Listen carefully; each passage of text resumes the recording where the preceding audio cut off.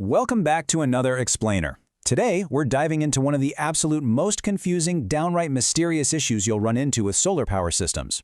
We're talking about earth-ground faults and stray voltage. Now I know, that sounds highly technical, but trust me, by the end of this explainer, you're going to see this topic in a completely new light. We're going to decode the clues your equipment is giving you and figure out what's actually a real danger and what's just an electrical ghost. Let me ask you a question directly. Have you ever taken your multimeter, measured the voltage between a solar conductor and earth ground, seen a weird number pop up on the screen, and immediately assumed the absolute worst? If you have, you are for sure not alone. So many system owners and, honestly, even seasoned technicians see that voltage reading and instantly panic. They assume there's this massive dangerous fault somewhere in the system. But here's the secret. Modern digital multimeters are almost too good. Because of their extremely high input impedance, they pick up electrical ghosts all the time. Sometimes that reading is a critical warning, absolutely. But sometimes it's just a harmless illusion. Understanding the difference between the two can literally save you hours of unnecessary, frustrating troubleshooting. Okay, let's dive into this. Here is our investigative roadmap for today. We'll start with the ground fault mystery, move into phantom voltage explained, cover the diagnostic framework, walk through real-world testing steps, and wrap up with crucial safety rules. All right, Section 1, the ground fault mystery. Let's set the scene. Before we can start identifying phantom voltages, we need to know exactly what a real culprit looks like, right? We don't want to be out there chasing shadows. So, what is an actual earth-ground fault? Well, by definition, it occurs when an energized conductor unintentionally makes contact with the earth or with grounded metal components. We're talking about things like the equipment chassis, metal conduit, the solar mounting rails up on a roof, or really any bonded conductive surface. This is a very real, very physical event, and when this unintentional contact happens, it creates severe shock hazards because metal enclosures that are supposed to be totally safe to touch can suddenly become energized. No way do we want that. Plus, it creates massive fire hazards. Even tiny leakage currents can lead to heating, arcing, and severe insulation degradation over time. So who are the usual suspects behind these true ground faults? Honestly, it's rarely the equipment just spontaneously failing on its own. Almost always, it's environmental or mechanical.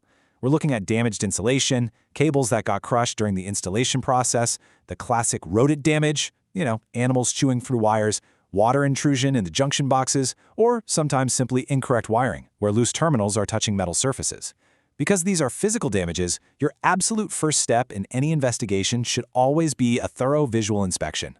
Look for moisture, look for chewed wires, check those conduit entries. A visual sweep can often solve the entire mystery before you even turn your multimeter on. Which brings us to Section 2, Phantom Voltage Explained.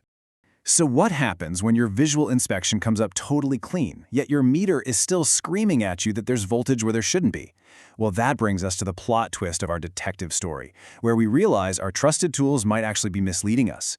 And this brilliantly illustrates the divide we're dealing with. On one side, we have stray voltage, often called phantom voltage. This is usually caused by capacitive coupling. It has almost no usable current behind it, and it is entirely harmless. It's basically a mirage.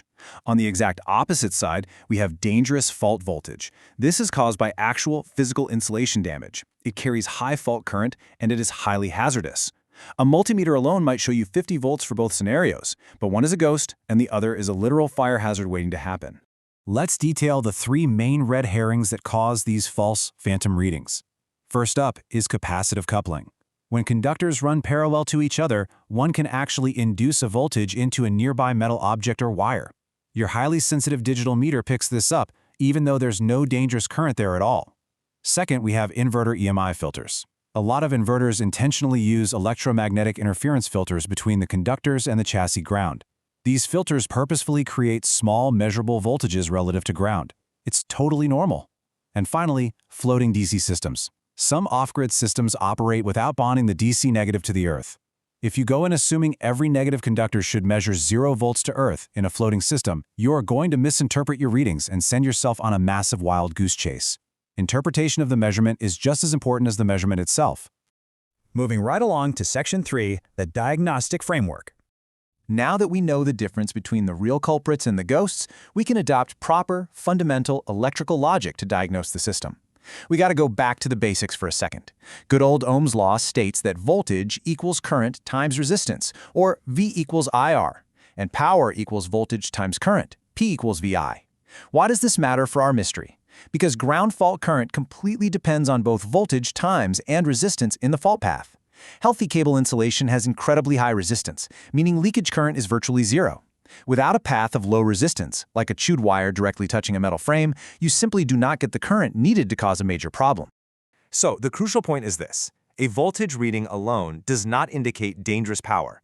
Current capability matters. Seriously, let that sink in for a second. Your multimeter measuring 40 volts of stray, capacitively coupled voltage means absolutely nothing if there is almost zero current capability behind it. It's the current that causes shocks and the current that causes fires. And this brings us back to understanding the actual system design before you start testing. You really must know if you are testing a floating DC system or a grounded system. Grounded systems use a bonded conductor to maintain a low-resistance path to the ground. In that setup, specific readings are expected, but floating systems intentionally operate without bonding the DC negative to Earth. Therefore, voltage measurements to ground in a floating system are going to appear incredibly unusual to someone expecting a grounded system. You have to know the baseline of what normal looks like for the specific rig you're working on, otherwise perfectly normal behavior will look like a catastrophic fault. Let's move to Section 4 and see how this builds into real-world testing steps. Now that we have the theory and the framework down, how do we actually investigate this systematically without just blindly guessing?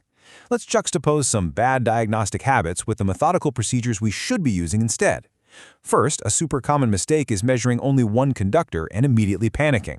Actually, scratch that. The correct procedure is to compare relationships systematically between positive, negative, and ground.